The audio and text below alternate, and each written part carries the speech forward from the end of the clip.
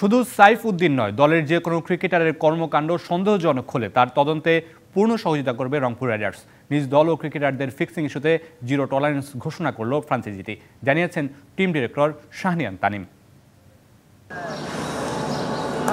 BPL এ fixing ইস্যুতে মুখ খুলতে শুরু করেছে ফ্র্যাঞ্চাইজিগুলো। সেই তালিকায় এবার যোগ হলো হেভিওয়েট ফ্র্যাঞ্চাইজি। গণমাধ্যমে প্রকাশিত খবরে সন্দেহের তালিকায় রংপুরের pace bowling allrounder Mohammad Saifuddin. সেই প্রসঙ্গে নিজেদের অবস্থান পরিষ্কার করল রংপুর রাইডার্স।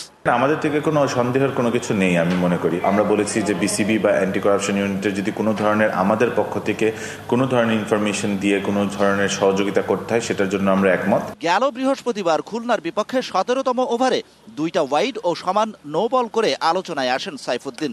সেই ওভার শেষ করার জন্য 22 রানের সাথে 10 বল করেন এই সিমার। মোট 3 ওভারে 55 রান দিয়ে উইকেট শূন্য, ওয়াইড 2 আর নো বল করেন 4টা। তাতেই সন্দেহ ঘনীভূত হয় সাইফুদ্দিনকে ঘিরে। সিল্কোর সিল্ক অ্যান্ড শাইন, যাতে আছে আর্গান অয়েল ও ওট প্রোটিনের গুডনেস, যা আপনার চুলকে রাখে হেলদি অ্যান্ড শাইনিং। গণমাধ্যমে সাইফুদ্দিনের নামে অনেক কিছু বলা হয়েছে। যখন হয়েছে অবভিয়াসলি একটা প্লেয়ার এফেক্টেড হয়, because end of the day if he has not done anything wrong, যখন ও পার্সোনালি দেখবে যে এরকম করা হচ্ছে, তখন obviously he'll feel hurt, because end of the day we are humans. BPL fixing নিয়ে সরগরম গণমাধ্যমে আসে আরেক দল চিটাগং কিংসের নাম। তবে নিজ দল ও ক্রিকেটারদেরকে ফিক্সিং মুক্ত ঘোষণা করে সামাজিক যোগাযোগ মাধ্যমে সরাসরি কথা বলতে দেখা যায় দলটার কর্ণধার সামির কাদের চৌধুরী ও অধিনায়ক মোহাম্মদ মিঠুনকে।